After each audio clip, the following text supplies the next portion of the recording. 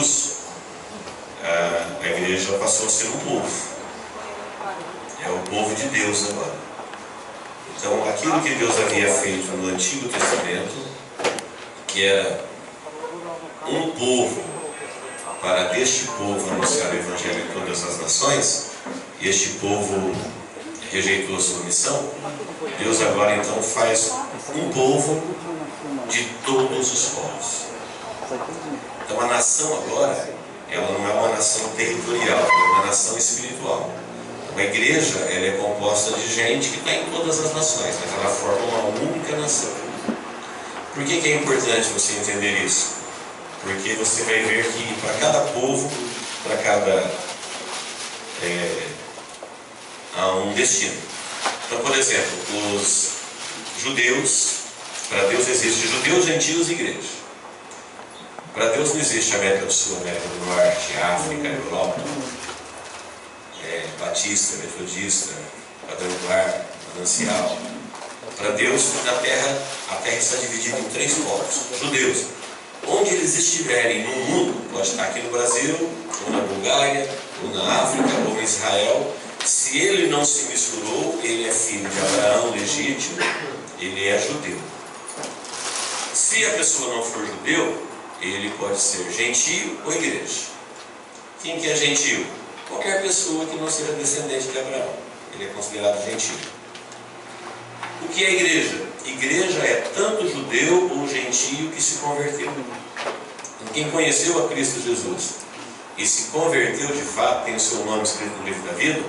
Se ele era gentio, ele deixa de ser gentio e passa a ser igreja. Se ele era judeu, ele deixa de ser judeu e passa a ser igreja. Hoje, por exemplo, em Israel, 2% dos judeus são cristãos, 2% são chamados de judeus messiânicos.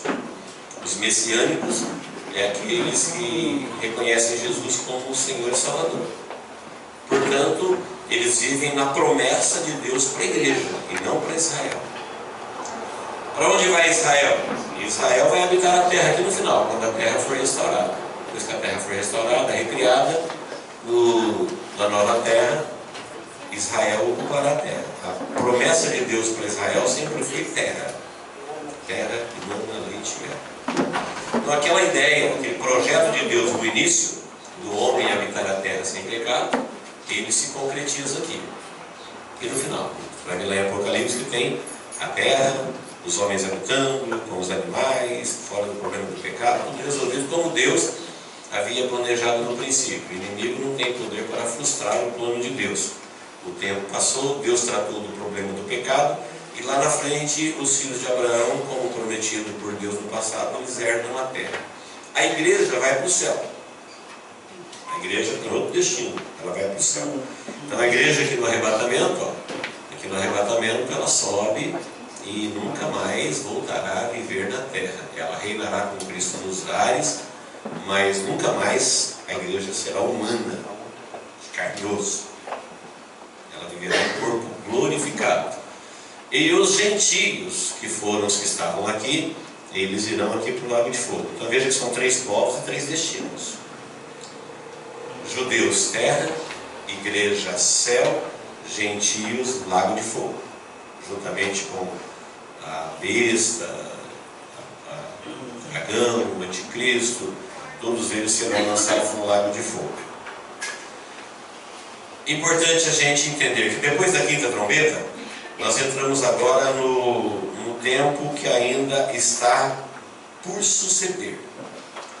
Então no Apocalipse, quando Deus mandou o anjo falar com João para escrever um livro, para avisar os servos de Jesus, falou as coisas que viste, as que são e as que hão de acontecer.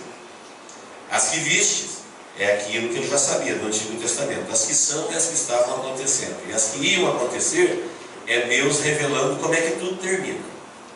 Então nós sabemos como é que tudo acaba. O fim dos homens, o fim da terra, o fim dos governos, está tudo revelado. Lá em Apocalipse diz que tudo já está feito. Não diz que será. Só está esperando chegar o tempo. O cronos está se desenvolvendo. Lembra de Jesus na festa da multiplicação dos pães? Quando Maria falou para ele, acabou o vinho, falou, mulher, não é chegada a minha hora. E a a hora certa. Daí a pouquinho chegou a hora. Maria era uma mulher notável, quase que ela acertou o horário. Quase que ela crava o horário de Jesus, porque tinha o horário certinho que Jesus ia deixar de ser filho de Maria para ocupar a sua missão, que ele sempre foi, filho de Deus. Tanto é que ele chama ela de mulher, não chama mais de mãe, como ele chamava até ali. Não é nenhum desrespeito. Maria sabia que ele seria filho dela por um tempo, para voltar a ser o que ele sempre foi antes de se encarnar, filho de Deus. Então lá na cruz, falando com João, ele fala assim, ó, mulher, eis aí teu filho, eis aí tua mãe. Então o tratamento de Jesus para Maria de mulher não é desrespeitoso, é porque a partir daquele momento, do primeiro sinal, água e vinho, ali Maria se tornou uma serva de Jesus e acabou aquele relacionamento materno. Ele voltou a ser filho de Deus, como sempre foi. Quem me entendeu? Diga amém. Amém. Muito bem. É importante a gente saber que a partir da festa das trombetas, então tem as coisas que ainda vão acontecer. Estava falando de Maria para falar do tempo. É a minha hora, é chegado o dia. Então a Bíblia fala que tem anjos que estão presos aqui, ó. 4 anjos estão presos no poço do abismo, que eles serão soltos, estão aguardando o mês, o dia e a hora. Chegar o mês, o dia e a hora, eles serão soltos. Então, tudo isso daqui que está na Bíblia vai acontecer. Você não crê, não importa. Isso não muda nada. Nós estamos vivendo aqui, olha, tudo isso aqui que está no passado foi dito antes de existir.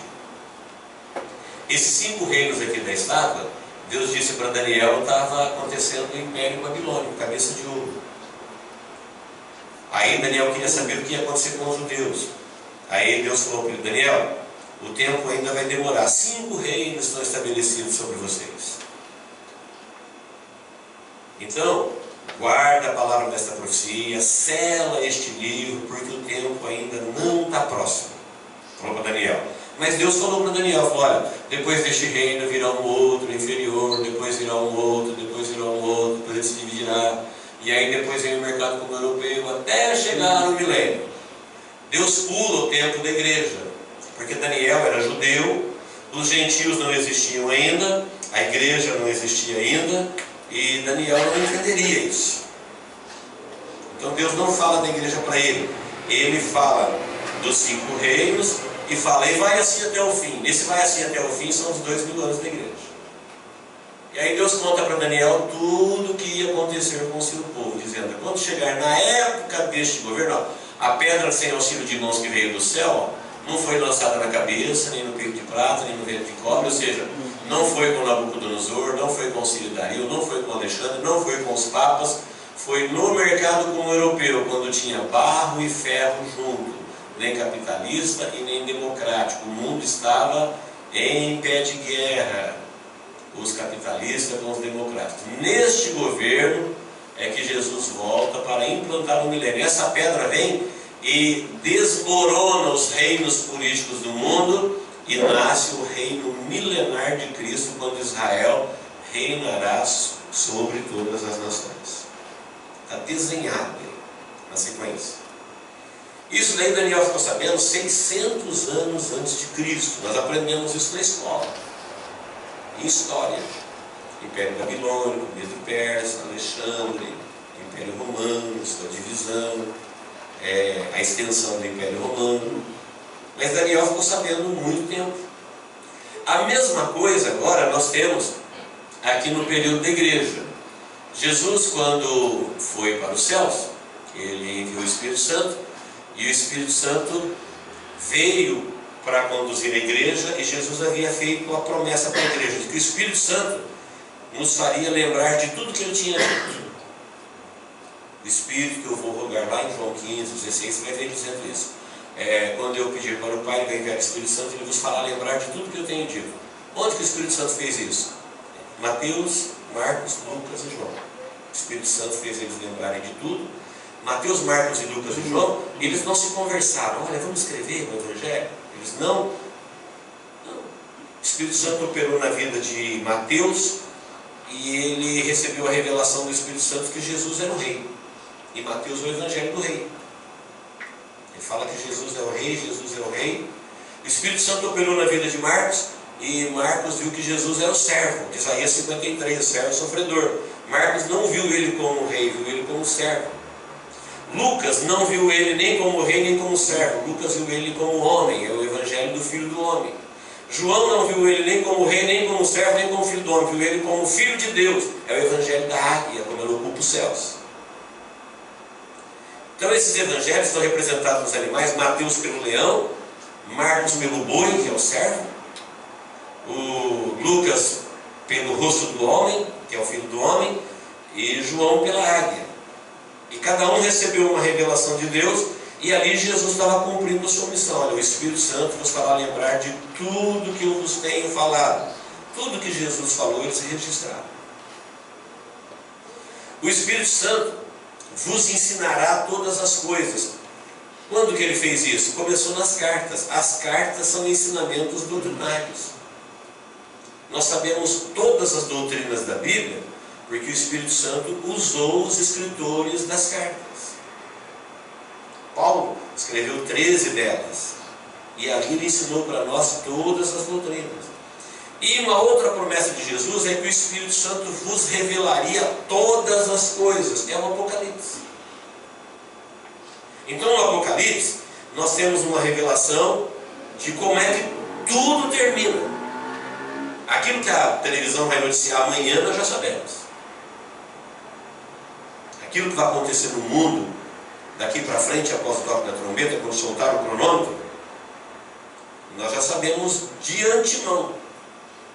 Os 3 povos, os 3 destinos, nós sabemos com riqueza de detalhes todas as coisas que vão acontecer. Quando o anjo falou para João, aqui no Apocalipse, que Jesus foi para o céu, João escreveu o Apocalipse no finalzinho do primeiro século, 96 depois de Cristo. 2000 anos atrás. João estava na ilha de Pátimos, preso para morrer. Era uma ilha para as pessoas morrerem lá, chamada Ilha das Cobras. Não tinha como fugir de lá, e para lá ia presos condenados à morte. E num domingo ele falou: eu estava lá eu estava na ilha de Pátimos por causa do testemunho de Jesus, por causa do Evangelho, por causa da palavra, quando de repente eu escutei uma voz atrás de mim. E quando eu virei-me para ver quem falava comigo, ele tem uma visão de Jesus glorificado. A voz que ele ouviu era como uma voz de trovão, como voz de muitas águas.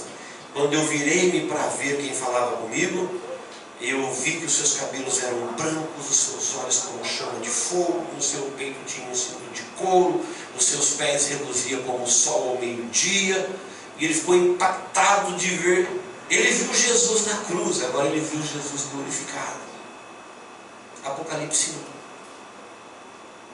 Quem já leu Apocalipse 1? Diga amém. Amém. Quando você ler Apocalipse 1, você vai ver Cristo como ele é hoje.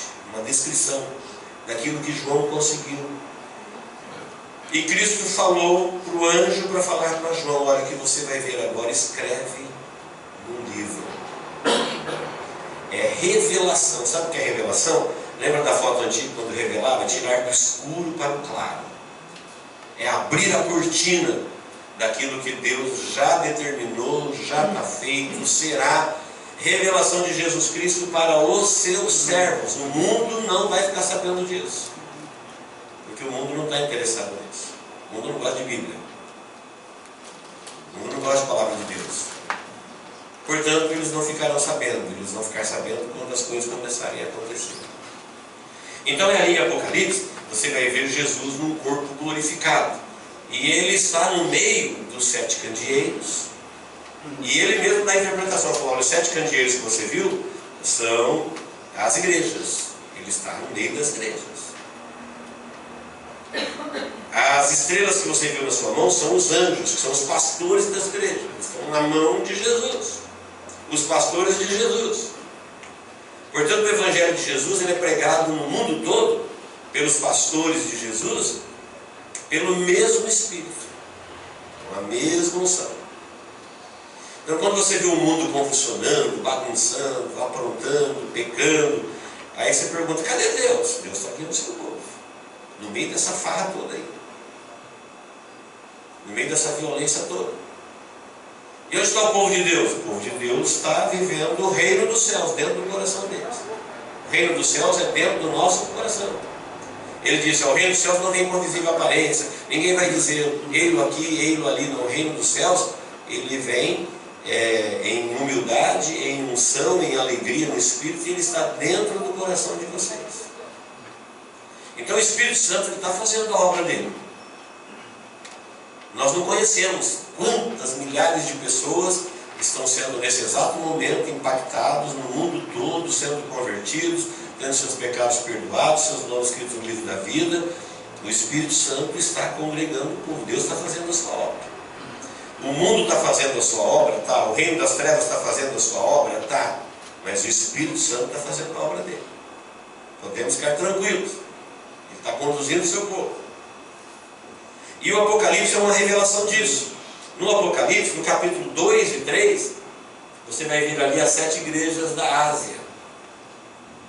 Do mesmo jeito que Deus falou para Daniel, numa forma simbólica de uma estátua, que representaria 5 reinos, a igreja, durante toda a sua extensão, ela foi representada por 7 igrejas que existiam na Ásia Menor, que hoje é um país chamado Turquia. As 7 igrejas estavam ali. Deus, na sua onisciência, aquelas igrejas são representativas. O que é representativas? As igrejas eram literais, elas existiam, eram pequenas comunidades de igrejas evangélicas, mas Deus achou 7 igrejas que estavam vivendo características, problemas que representariam 7 períodos da igreja, na história da igreja. Quem me entendeu, diga amém. Amém. Por exemplo, a igreja do primeiro século, a igreja de Éfeso, é a igreja do amor decadente. Foi a igreja que foi se esfriando.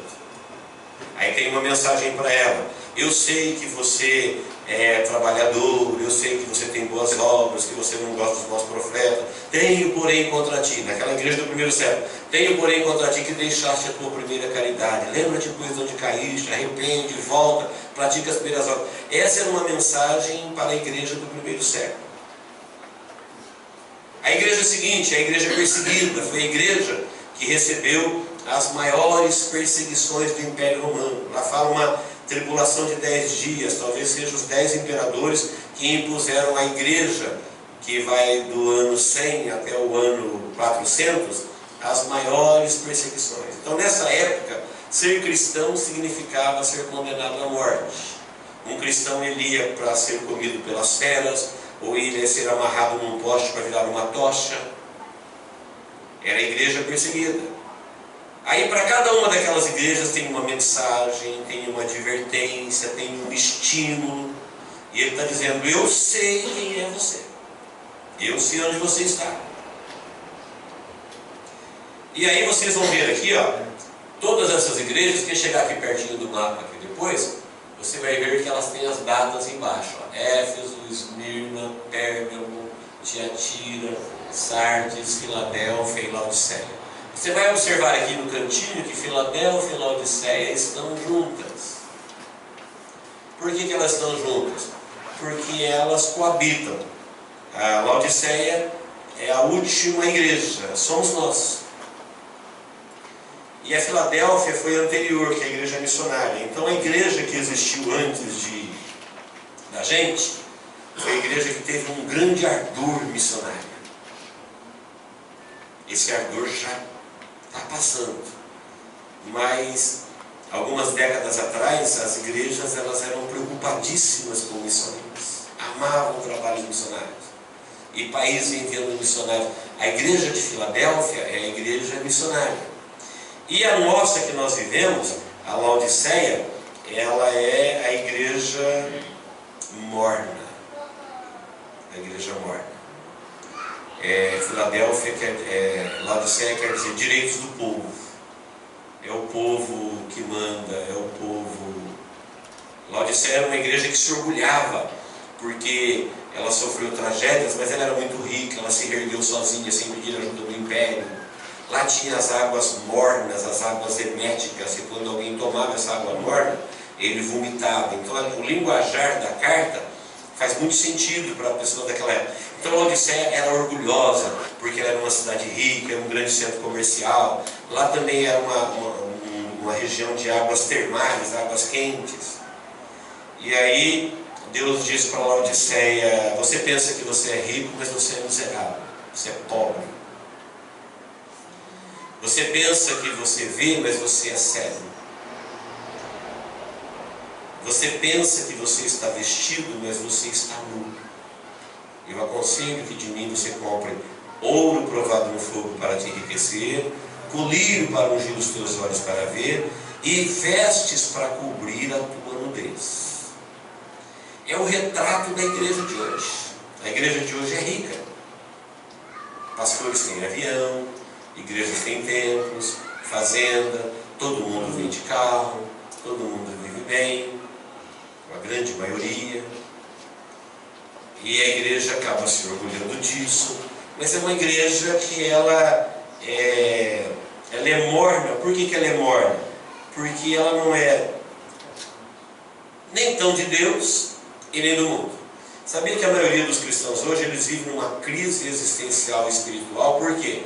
Eles não assumem que são mundanos, porque eles têm medo de pular água de fogo. Aí ele não assume que ele é cristão fiel, porque ele não consegue morrer para o mundo. O mundo é muito atrativo. O mundo é muito encantador. O mundo é um veneno doce. Pecar é muito gostoso. A carne gosta. Então as pessoas ficam transitando entre reinos. Elas ficam transitando entre reinos. Ela nem assume que ela não é cristã e fica mundana logo e já faz como perdido que é frio. E ele nem assume que ele é de Deus e diz: não sou do mundo, não faço parte dessa vida, morri para isso daí, eu vivo o cristianismo e é quente. Então ele é morno. E Deus disse: por que você é morno, você não é frio nem quente? Eu estou a ponto de vomitar-te da minha boca. Para a nossa tristeza, você sabe que o Antigo Testamento termina com Deus fora do templo. Por isso João Batista apareceu pregando o Evangelho no deserto. Falamos isso ontem. Quem se lembra? Diga amém. Amém. O templo estava na mão de Roma, aqueles sacerdotes eram corrompidos, o cerimonial era um nojo para Deus. O coração estava longe, Deus só era citado. O pessoal queria vender, comprar, lucrar, ser abençoado. Mas compromisso, de gratidão, de amor, de entrega, de fidelidade, de relacionamento. Um relacionamento de quem vai casar para sempre. Relacionamento de amor não existia. E o Antigo Testamento termina com Deus fora do templo. E o Novo Testamento termina com Jesus fora da igreja. Jesus está fora da igreja? Tá. A igreja chamada instituição, ele falou assim: eis que estou à porta e bato. Quem está na porta e baixo está do lado de fora. Deus no Antigo Testamento fora do templo, Jesus no Novo Testamento fora da igreja.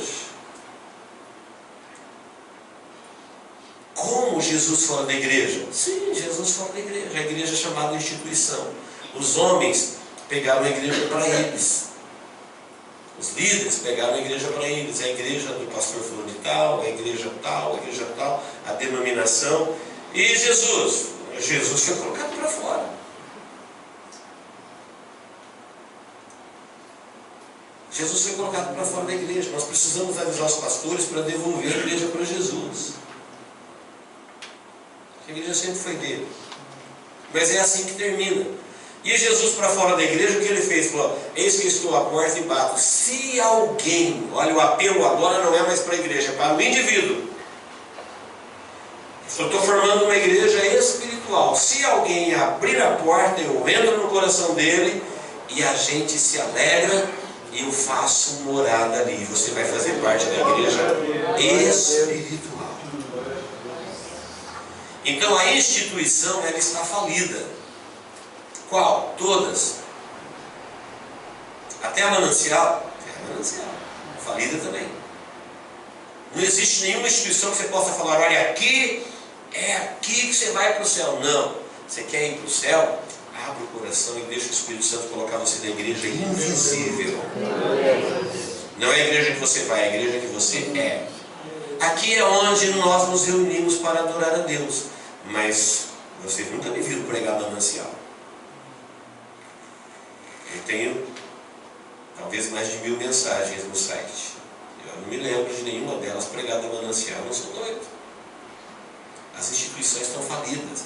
Lá em Atos 2 diz que o Espírito Santo agrupava a igreja àqueles que iam sendo salvos. Que igreja? A igreja invisível. É invisível, mas é real. Ela é de verdade, ela existe. Então essa igreja, como que a pessoa entra nela? É o apelo do Espírito Santo individualmente. Então não tem mais um povo. Antigamente, cadê o povo de Deus? O povo de Deus é Israel. No Novo Testamento, cadê o povo de Deus? O povo de Deus agora é invisível. Eles estão por aí fazendo a obra de Deus. Eles atenderam o apelo individual. Se alguém abrir a porta, eu entro. É o chamado. É um por um. E quem vai aceitando esse chamado e vai confessando Jesus como seu Senhor e tendo um relacionamento de fidelidade com Ele, ele tem o seu nome escrito no livro da vida, portanto ele não vai morrer, ele tem as suas culpas canceladas e ele adora a Deus em espírito e em verdade. Ele não precisa da adoração denominacional, nem da adoração nacional, nem da adoração congregacional. Não, onde tiver 2 ou 3, eles fazem a festa. Por quê? Tiver 2 ou 3, quem não podia faltar já está presente, é Jesus. E a festa acontece. Então, as igrejas denominacionais, elas às vezes prestam um desserviço para o reino, porque elas ensinam as pessoas a confiar na denominação. Não, a denominação, por melhor que ela seja, ela é falível. Nós temos que confiar nesse chamado do Espírito Santo no relacionamento pessoal, igual nós falamos ontem aqui, de estar vivo espiritualmente. Por quê? Porque nós somos a igreja de Laodiceia. Nós somos a igreja chamada igreja mundana, a igreja morna, em que as pessoas não são nem tão de Deus e nem tão do mundo. Elas vivem naquela crise existencial. Ela não é nem 8 e nem 80, nem então ao céu, nem então à terra. E Deus diz assim, olha, por que você é assim? Eu vou te rejeitar.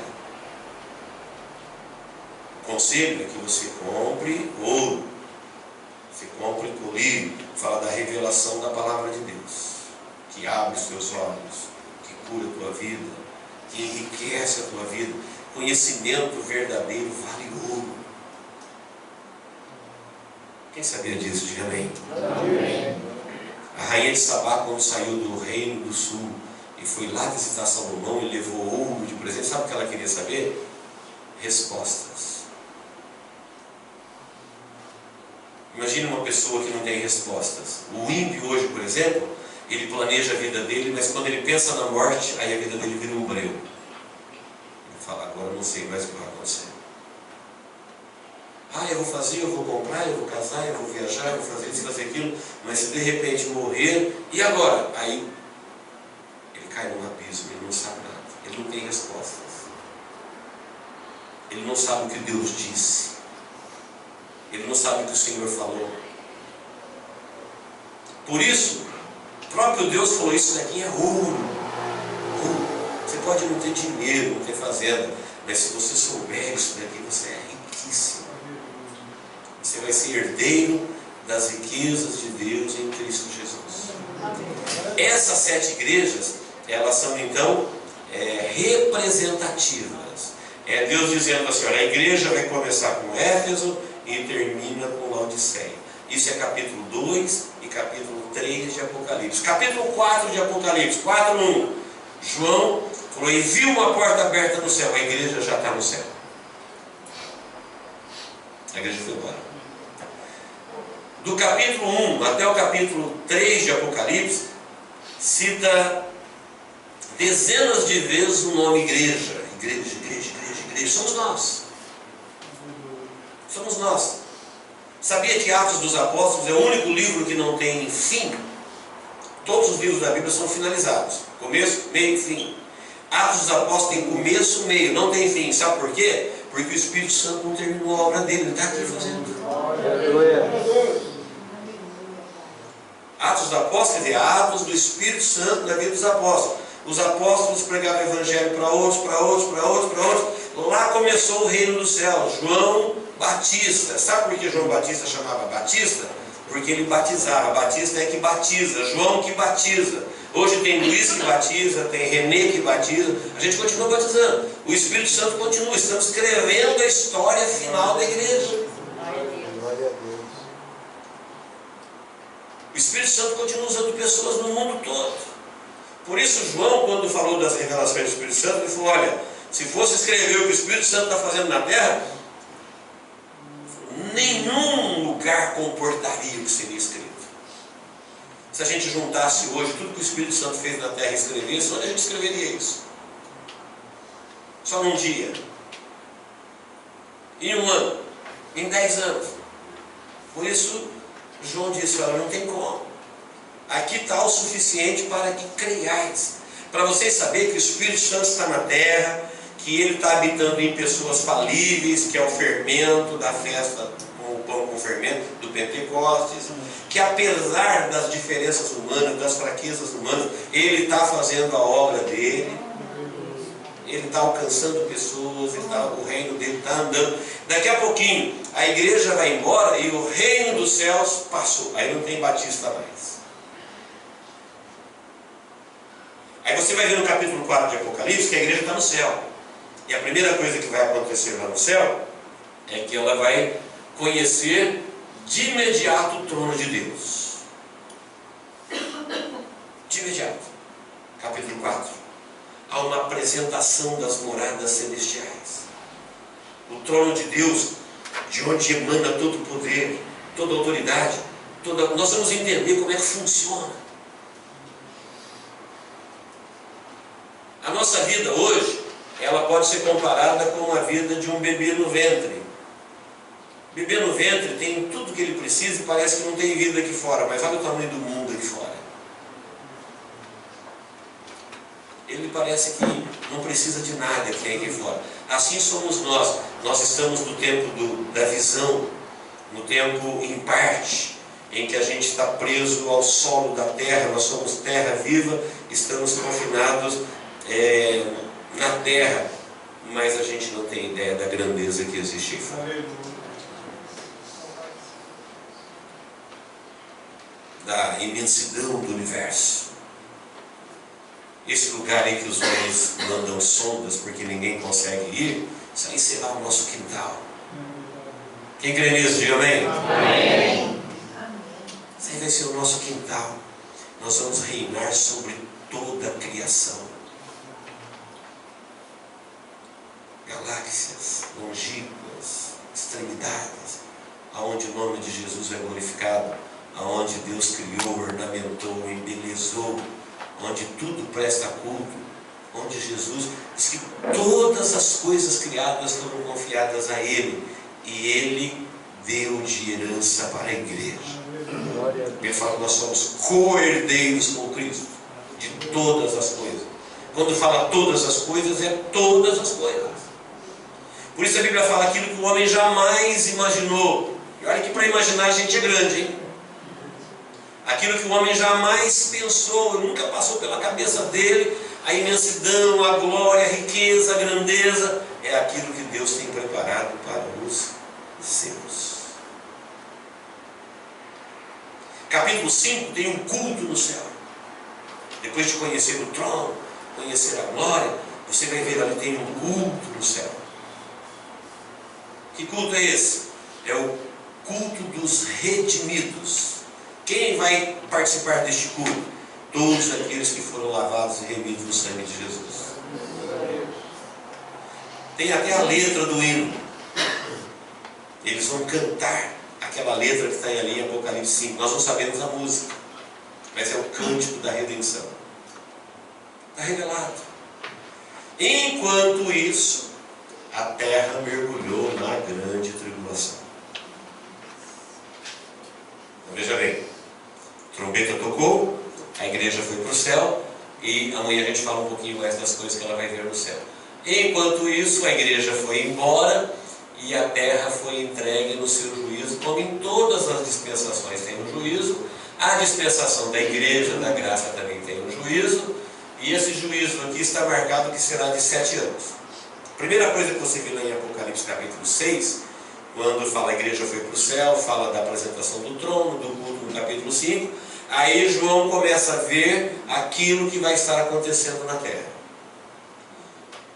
Ele chorava muito porque ele viu um livro selado por dentro e por fora, e ninguém era digno de olhar para o livro, nem abrir o livro.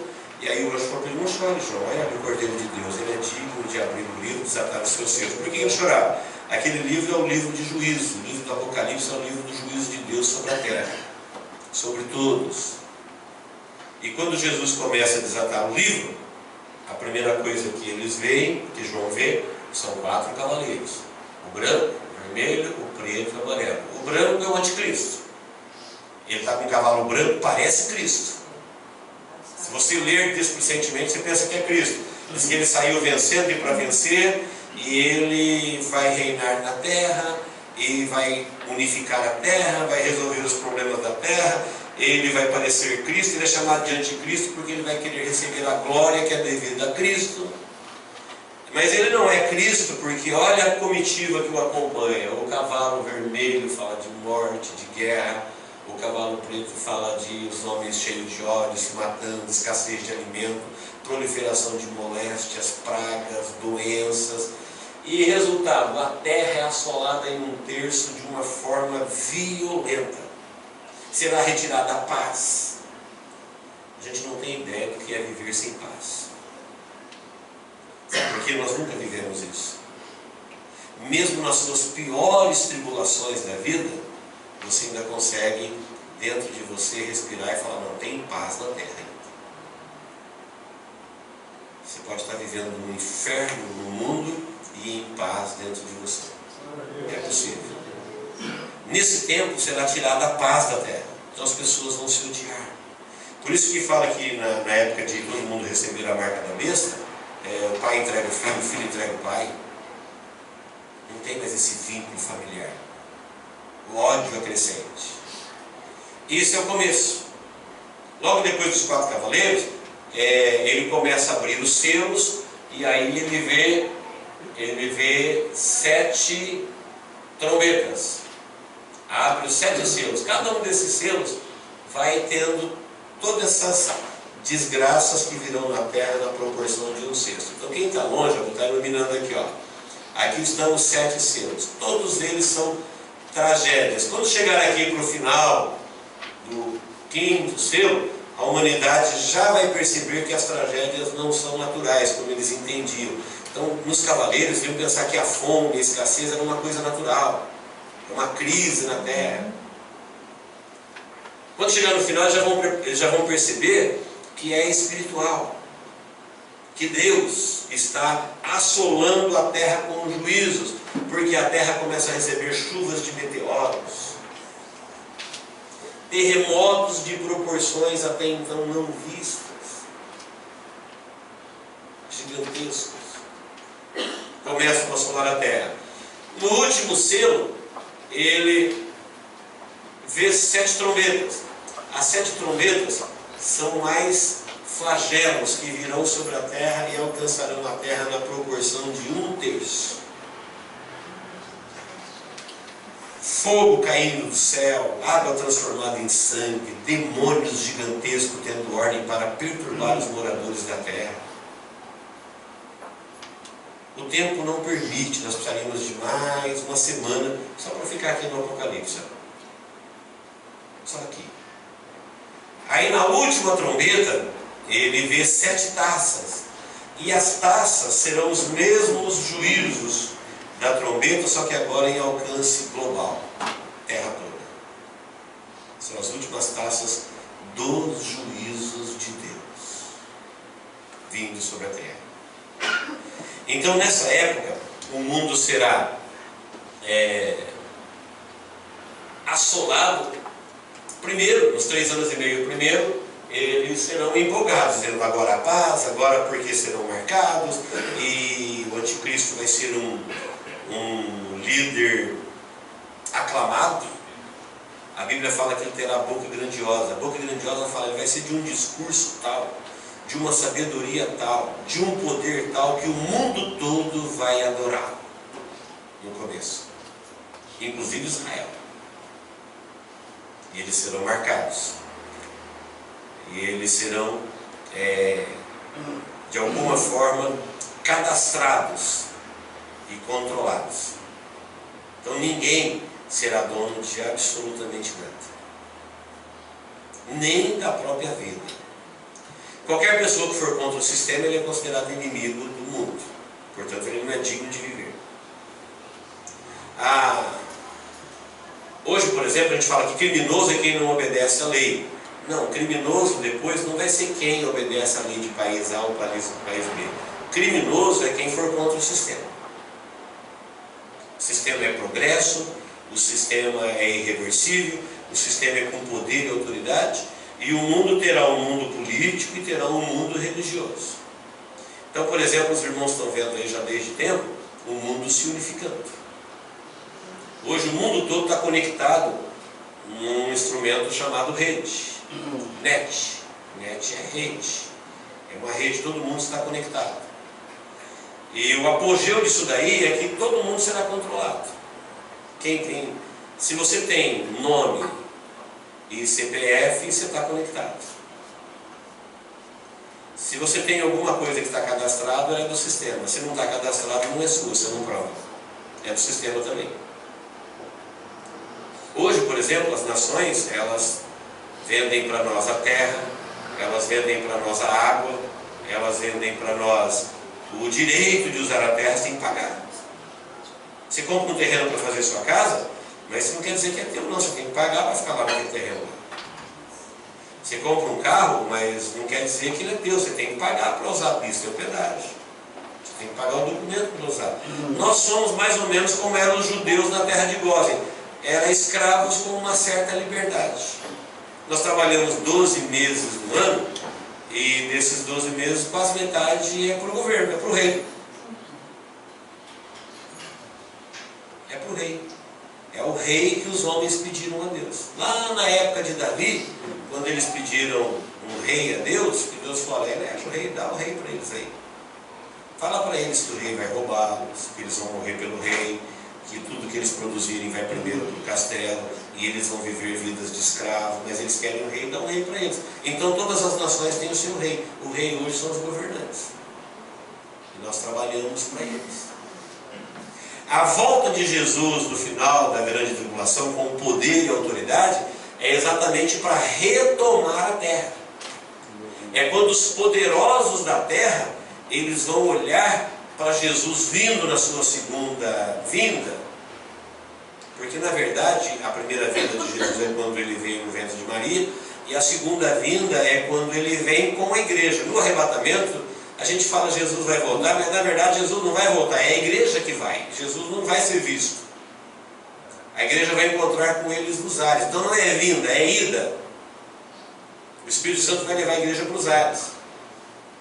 A vinda de Jesus mesmo vai ser aqui, no final da grande tribulação. Aí sim, num cavalo branco, com uma coroa escrito Rei dos Reis, Senhor dos Senhores. Ele vem para retomar a terra com poder e autoridade, e para destruir aqueles que destruíam a terra. A primeira, ele vem nos ares para encontrar com a igreja. A segunda, ele vem com a igreja, que já passou pelo tribunal de Cristo, pelas bodas do Cordeiro, que já passou pelo casamento, já foram galardoados, e agora o mundo vai conhecer com Jesus a igreja e a glória que ela tem. O mundo não sabe o valor da igreja.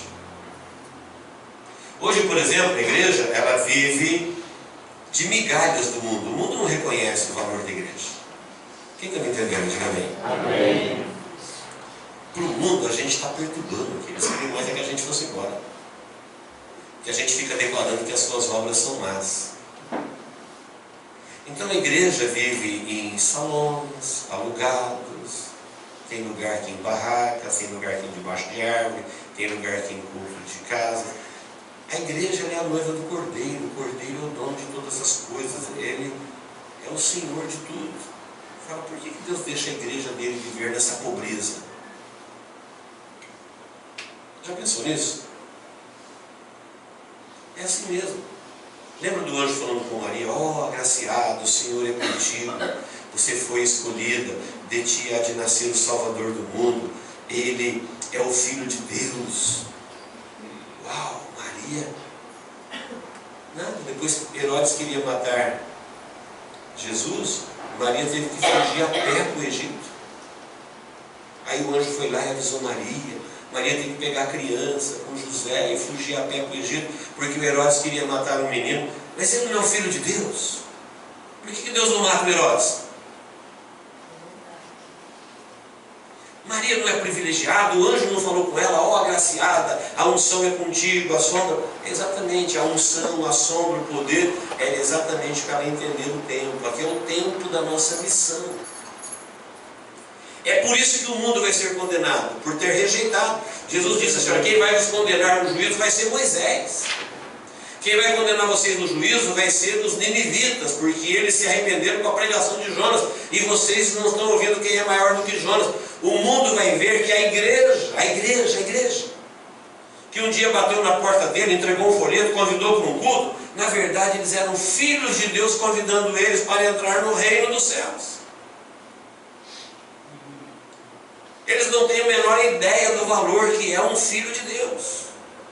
Como eles não tinham a menor ideia do valor que tinha aquele carpinteiro chamado Jesus, ou aquela mulher chamada Maria. Então é assim, nós passamos pela terra em humilhação mesmo, em simplicidade. Apesar das igrejas ficar pregando para vir para Cristo, para prosperar, para ser abençoado, para ser abençoado, para ser abençoado. Vem que aqui você vai ser abençoado, vai ser abençoado.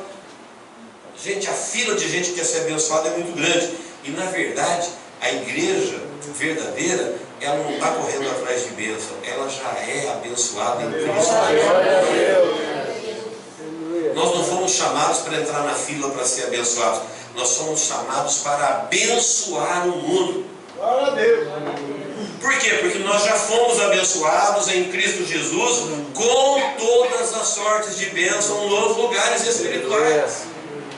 Então, se eu tenho a vida eterna, a herança de Cristo, a herança dos céus, de tudo que Deus criou, o que eu vou pedir para Deus que Ele não tenha me dado? Só graça para fazer a missão. Jesus, quando pediu um barco para Pedro para pregar o evangelho na praia, ele não tinha um barco. É o Criador do universo, é o Senhor de miríades e miríades de anjos e arcanjos. Ele não tinha um barco. Tinha uma mensagem de salvação, mas não tinha um barco. Como muitas vezes nós não temos uma coisa simples. E daí, qual o problema? Nosso reino não é daqui, nossa riqueza não está aqui. Mas isso não quer dizer que nós somos como mendigos atrás de bênção, querendo ser abençoado, abençoado, abençoado. Nós já fomos. Nós já somos. Uma pessoa que dorme sabendo que ele é herdeiro de... Só se ele não crê.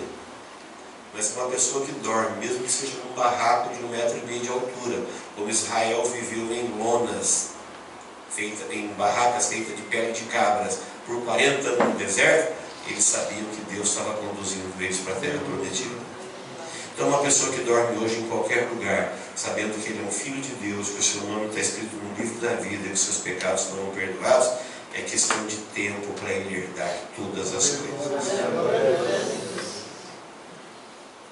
Ele é o povo mais feliz da terra. Ele aceitou o melhor projeto de vida, que é seguir e servir a Jesus de Nazaré.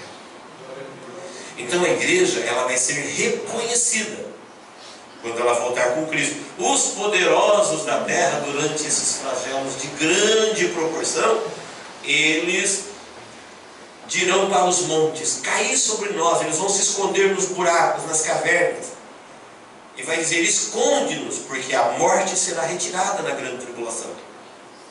É um período da grande tribulação, quando os demônios terão ordem para perturbar os moradores da terra. As pessoas vão querer morrer e a morte vai fugir deles. Está escrito lá em Apocalipse. Então alguém se arrebenta aí no chão e vai ficar arrebentado vivo. Não vai morrer não. A pessoa se mutila para tirar a vida e vai continuar vivo. A morte vai fugir deles. Eles vão ter que enfrentar. É o juízo de Deus na grande tribulação. Então na grande tribulação terá 144 mil judeus, 12 mil de cada tribo, que eles terão um selo na testa, que é o nome de Deus e de seu Filho, e sobre esses 144 mil os demônios não terão poder para lhe fazer mal. Mas os demais todos enfrentarão os horrores da grande tribulação, inclusive os salvos que perderem a grande tribulação, que perderam o arrebatamento. Eles serão mortos e degolados da grande tribulação. Então essa grande tribulação ela tem duas fases: 3 anos e meio de tribulação e 3 anos e meio de grande tribulação. Nesse período aqui, a única nação que não vai aceitar o sinal da besta vai ser Israel. Por isso o anticristo vai congregar os exércitos do mundo para mais uma vez tentar varrer Israel da face da terra, que é a batalha do Armagedon, no finalzinho da grande tribulação. Nós vamos ver isso já já. Importante a gente saber: o mundo está globalizado, politicamente caminha para isso. O mundo está meio que unificado espiritualmente. Pode ver que todas as religiões, elas começam a querer fazer as pazes. O que é isso? O homem, além de ser um ser político, ele é um ser religioso. Então existe também o falso profeta, que vai liderar a igreja falsa. Quando a igreja verdadeira for arrebatada, os que ficarem logo formarão uma grande igreja, que vai ser uma igreja só no mundo todo. Então hoje é um grande incentivo para um movimento chamado movimento ecumênico. O que é movimento ecumênico? É ter tudo em comum. Então catolicismo, espiritismo, taoísmo, hinduísmo, shintoísmo, comunismo, qualquer tipo de ismo, todos juntos. Deus é um só, nós somos. Isso daí vai chegar no seu apogeu pós-arrebatamento. Então essa igreja falsa, quem vai liderá-la é o falso profeta. E assim a grande tribulação terá a trindade satânica: o dragão que dá poder ao anticristo para falar poderosamente e fazer sinais, falso profeta que será o ministro de culto do anticristo, e o dragão, uma espécie de Deus Pai, Deus Filho e Espírito Santo, uma cópia, uma coisa infernal. É isso que vai ter na grande tribulação. Nesse período da grande tribulação, o ódio é crescente, as pessoas não vão se arrepender. Cada praga que vem mata muita gente, destrói muita gente. Para os irmãos terem uma ideia, a superfície da terra será alterada. Tal é a proporção dos terremotos, maremotos, pragas, vendavais, chuva de meteoros, chuva de estrelas cadentes. Não estrelas também são esses meteoros incandescentes. Como metralhado, a terra vai ser metralhada. Isso que nós estamos falando, o mundo vai assistir. Nós estamos falando aqui aquilo que a Bíblia sempre fez. Então, por exemplo, quando Deus disse para Daniel dos reinos, alguém pode falar assim: como é que ele pode saber? Deus não somente falou dos reinos, como falou dos reis. É que nós não temos tempo. Mas cada um desses animais aqui falava dos reis. Olha esse carneiro aqui que tem um chifre que tinha um chifre grande, depois um de 4 pontas, que é o Alexandre o Grande. Quando ele morreu, o seu reino foi dividido por 4 generais. São minúcias de detalhe. O rei Ciro, Deus chamou ele pelo nome 100 anos antes dele nascer. Deus falou que o rei Ciro, ele ia assinar o decreto para os judeus voltarem para a terra prometida. Eles estavam lá em Babilônia.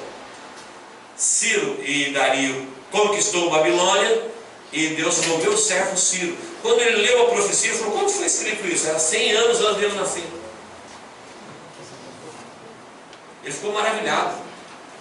O meu servo Ciro vai liberar vocês para ele. 100 anos antes.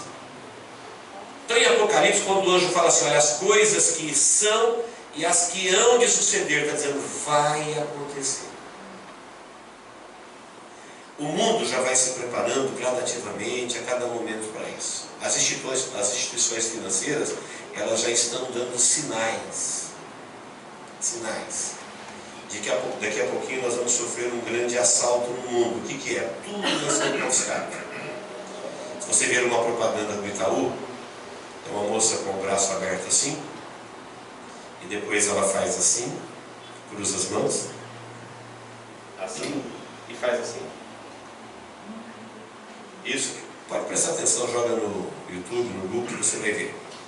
E enquanto ela está fazendo isso, você vai ver um calendário rodando aí embaixo. 2000 e pouco, 2013, 14, 15, 16, 17, 18, 19, 20, 21, 22, 23. Quando ela está assim, o calendário está andando. Quando ela faz assim, é 2020, 2000 e... agora não lembro. 2000 e quanto que ela... quando ela faz a mão chifrada. Então, qual que é a mensagem dessa daí? Você vai ver no Banco Itaú. Quando ela cruza, isso daí está dizendo de um golpe financeiro que o mundo vai receber. E a mão chifrada já é um sinal satânico. Todo mundo sabe disso, amém? Amém. E a mão chifrada ela faz em 2023. Isso. 2021 há um golpe financeiro, ela cruza as mãos. E quando ela faz assim, no calendário embaixo que está rodando na propaganda, você vai ver que é 2023. Bradesco, Santander e Itaú já estão falando que para daqui 2, 3 anos não tem mais dinheiro de papel. Vai para o cartão magnético e já estão falando em pulseiras com chip. Então o mundo caminha aceleradamente para isso. Já há sinais nos bastidores que nós somos a geração do arrebatamento. Jesus vem a qualquer momento. Amém, queridos? Amém. Quem está me entendendo, diga amém. Amém. Nós sabemos tudo isso de antemão. Por que nós aprendemos isso? Porque Jesus quis revelar para os seus servos. Então, antes que você fale assim: ah, mas Apocalipse não me interessa, a grande tribulação, eu não vou estar aqui, é só para quem vai estar aqui. Deus falou para falar para o anjo: Jesus quer que os seus servos fiquem sabendo as coisas que são, as que viste e as que hão de suceder. Então você sabe, quando você estuda a Bíblia, quem você é, de onde você veio, onde você está e para onde você vai. Então não tem nada que a gente possa pedir para Deus hoje fazer: Senhor, me abençoa. Deus vai dizer assim: mas o que eu posso fazer por você que eu não tenha feito? Essa oração, Senhor, me abençoa. O quê? Com o quê? Do que você está falando? Agora depende de nós, é a nossa parte. Nós já fomos abençoados. Ele já anulou o poder das trevas, Ele já cancelou a nossa culpa, Ele já abriu o reino dos céus. Ah, que as pessoas às vezes estão falando para Deus me abençoa, que eles querem ser abençoados no mundo. Eles estão transitando entre reinos. Tem gente pedindo para Deus aquilo que quem despacha é o diabo. Tem gente que quer fama, quer glória, quer poder, quer carne. Não, aí você está no reino errado. Jesus falou assim: vocês não sabem de que espírito vocês são? Vocês acham que o demônio está dividido? Vocês acham que eu estou expulsando demônios por Beelzebub? Então o diabo está dividido? Não, o demônio não expulsa demônio, não. Eu expulso o demônio pelo dedo de Deus, disse ele, pelo poder do Espírito Santo. Então essa crise de identidade, quando alguém não conhece o Evangelho, ele não conhece, ele chama de bênção aquilo que Deus chama de maldição. ele chama de bênção, ele pede para Deus aquilo que Deus veio exatamente para libertá-lo daquilo. Vocês não sabem que a amizade com o mundo é inimizade contra Deus? E que o mundo perecerá? E que o mundo jaz no maligno? Então defina o que é bênção. Porque as religiões pagãs e as religiões que expulsaram Jesus, elas continuam vendendo Deus, elas continuam vendendo a fé, elas continuam vendendo as coisas. E com venda com promessa, são golpes. Porque o cristão verdadeiro, ele já está vivendo na perspectiva da eternidade. Então João Batista não tinha nada, Jesus não tinha nada. Não que seja pecado ter, mas mesmo aqueles que tinham, viviam como quem não tinha. Por quê? Porque o tempo de agora é o tempo do em parte. Lá naquela parábola que Jesus fala assim, se você não for fiel nas coisas mínimas, como é que você vai receber as muitas? Aí tem gente que pensa que ser fiel nas coisas mínimas é ser fiel no centavinho. Não. Imagine que você fosse a pessoa mais rica da terra. Isso perto do que você vai herdar, não é nada, isso é mínimo. Você pode ser rico. Isso é pouco, isso não é nada. Se alguém pegar tudo que possui na terra para comprar a sua vida, ele não consegue. Está falando de valores diferentes. Está falando de valores onde o dinheiro nem entra como valor. Porque o dinheiro, ele tem valor, mas ele tem um valor relativo. Quem gostaria de ter um caminhão de dinheiro em casa e viver sem paz? Aonde você vai sem paz? Como é que o dinheiro resolve o problema da paz? Onde você compra a paz? Não estou falando ainda de remissão do sangue de Jesus, de cancelamento do pecado, não estou falando de ressurreição, de vida eterna, estou falando de coisas humanas. O dinheiro tem o seu valor? Tem, a gente rala por ele, rala, trabalha, mas ele é um valor relativo. Ele não merece essa adoração que se dá a ele. Porque ele perde o valor quando você não tem paz. Não adianta nada você comprar uma cama milionária se você não tiver sono. Ele não consegue comprar sono. Ele tem valor relativo. Então se dá essa adoração a ele e se dá um desprezo às coisas que realmente valem. E quando Deus nos abençoou em Cristo Jesus, Ele abençoou com valores eternos. Então você tem que ser fiel no pouco. Porque o que é pouco? Tudo aqui é pouco. Tudo aqui é pouco. Para que você ergue muito. Se você não for fiel nas coisas do tempo da infidelidade, porque aqui é o dinheiro que a gente ganha no tempo da infidelidade. Mesmo que você tenha trabalhado honestamente pelo seu dinheiro, você não sabe se quem ganhou ele ganhou honestamente para te pagar. Então você tem que fazer a sua parte, ser fiel. No pouco, o pouco pode ser muito, porque é comparado com as riquezas eternas. Lá é o muito. Lá é a riqueza eterna, a vida eterna, para sempre. Amém, queridos? Amém. Quem está me entendendo, diga amém. Amém. Então a sexta dispensação, ela termina assim, com um juízo severo. No final da grande tribulação, o anticristo vai estar com todos os exércitos do mundo contra Israel. É uma batalha que a Bíblia chama Batalha do Armagedon. Imagina aqui essas tropas aqui, esses tanques aqui, ó. É tudo contra Israel. Israel vai estar encurralado. Porque Israel foi a única nação que na grande tribulação não assim fosse da besta. Israel vai sofrer um embargo de todas as sortes. Então Israel vai passar fome, vai passar frio, vai passar necessidade de roupa, de remédio. O anticristo vai encurralar Israel com as tropas do mundo todo. Por isso lá em Mateus você vai ver um capítulo chamado Julgamento das Nações. Finalzinho de Mateus, depois do capítulo 20, é a parábola das 10 virgens, depois 24, 25, é o Julgamento das Nações. No Julgamento das Nações, alguém pensa que alguém um julgamento para entrar no céu. Não é. Lá diz assim, olha, vinde benditos de meu Pai, possuíde por herança o reino. Reino é o milênio, é a próxima dispensação. Será um período de 1000 anos. Quem é que vai entrar aqui no milênio? As nações que foram bondosas com Israel no final da grande tribulação.